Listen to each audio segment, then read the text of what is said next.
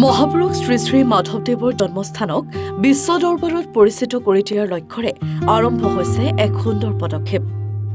লখিমপুৰ জিলাৰ লেটেকুপুখুৰী আৰু ৰঙাজানত অৱস্থিত মাধৱদেৱৰ স্মৃতি বিজড়িত দুয়োখন জন্মস্থানক একত্ৰীকৰণ কৰি উন্নত পৰ্যটনস্থলী হিচাপে গঢ়ি তোলাৰ প্ৰচেষ্টা হাতত লৈছে বিহপুৰীয়া সমষ্টিৰ বিধায়ক ভূপেন কুমাৰ বৰাই।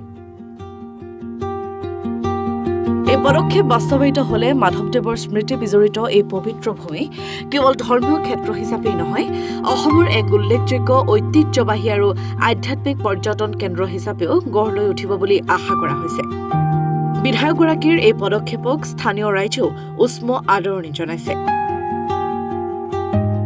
এগৰাকী পুৰুধা মহাপুৰুষ মাধৱদেৱৰ জন্মস্থানৰ আমি সন্তান বুলি এই মাধৱদেৱ জন্মস্থানৰ দুইখন জন্মস্থানৰ দুইটা কেম্পাছকে লৈ এটা মাধৱদেৱ জন্মক্ষেত্ৰ উন্নয়ন সমিতি বুলি এখন সমিতি গঠন কৰা হৈছিল আৰু সেই সমিতিৰ তত্ত্বাৱধানত আমাৰ জন্মক্ষেত্ৰৰ যি আন্তঃগাঁথনি উন্নয়ন, সেই আন্তঃগাঁথনি উন্নয়নৰ কাম কাজ চোগাচেৰেকাকৈ চলি আছে। শেহতীয়াকৈ এই সমিতিখন যোৱা মে' মাহত ৰাজহুৱা সভাত পুনৰ গঠন হয় আৰু বৰ্তমানৰ বিহপুৰীয়া বিধানসভা সমষ্টিৰ বিধায়ক মাননীয় শ্ৰীযুত ভূপেন কুমাৰ বৰাদেৱক সভাপতি হিচাপে লৈ এখন সমিতি গঠন কৰে। সেই ৰাজহুৱা সভাতে বিশেষকৈ বিধায়ক মহোদয়ে প্ৰস্তাৱ আনে যে আমি আন্তঃগাঁথনি উন্নয়নৰ যোগেদি আমাৰ জন্মক্ষেত্ৰক আমি এটা ভাল পৰ্যায়লৈ লৈ যাম। হয়তো এটাত আমাৰ টুৰিজিমৰ কাৰণেই হওক, পৰ্যটকৰ কাৰণেই হওক, এটা উন্নত অনুষ্ঠান বা অঞ্চল হিচাপে ইয়াক আমি প্ৰতিষ্ঠা কৰিব পাৰিম। কিন্তু সিমানখিনিতেই যথেষ্ট নহয়। গুৰুজনাৰ আদৰ্শক, গুৰুজনাৰ দৰ্শনক উঠি অহা নৱ প্ৰজন্মৰ হৃদয়লৈ আমি কঢ়িয়াই নিব লাগিব। তাৰ কাৰণে আমি বৌদ্ধিক ক্ষেত্ৰত কিছু কাম কৰিব লাগিব। গুৰু দুজনাৰ সাহিত্যৰাজিৰ অধ্যয়ন, গুৰু দুজনাৰ দৰ্শনৰ অধ্যয়ন, তেওঁলোকৰ সাহিত্য সংস্কৃতিৰ অভ্যাস, অনুশীলন আদিৰ ব্যৱস্থা, এটা পৰিৱেশ আমি আমাৰ যুৱ প্ৰজন্মৰ মাজত ৰচনা কৰিব লাগিব।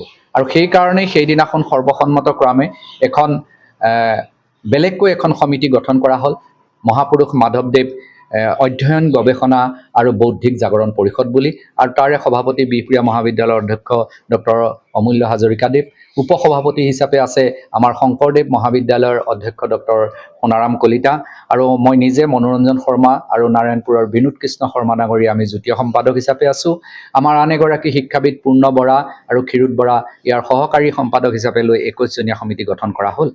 21জনীয়া সমিতিৰ আমি প্ৰথম বৈঠক 4 জুনত বহিলোঁ আৰু বিধায়ক মহোদয়ৰ পৰামৰ্শ আছিল, তেখেতৰ আশা আছিল, আৰু সেইমতে আমি আলোচনা মৰ্মে আমাৰ বৌদ্ধিক ক্ষেত্ৰত জাগৰণ কৰিবৰ কাৰণে ছাত্ৰ ছাত্ৰীৰ মাজত মহাপুৰুষজনাৰ আদৰ্শক, দৰ্শনক সুমুৱাই নিবৰ বাবে আমি এখন ঠাইতে লিখা প্ৰাইজ মনি ৰচনা প্ৰতিযোগিতা আমি আহ্বান জনালোঁ।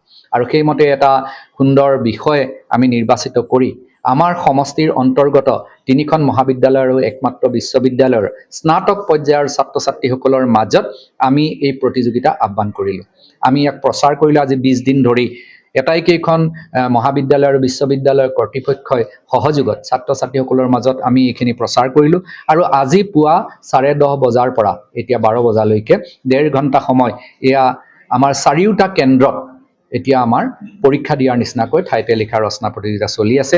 এখন মহাবিদ্যালয়ৰ পৰা আন এখন মহাবিদ্যালয়লৈ নিৰীক্ষক গৈছে আৰু আমাৰ সমিতিৰ বিষয়ববীয়াকো আমি প্ৰতিটো কেন্দ্ৰত একোজন পৰ্যবেক্ষক হিচাপে ৰাখিছোঁ।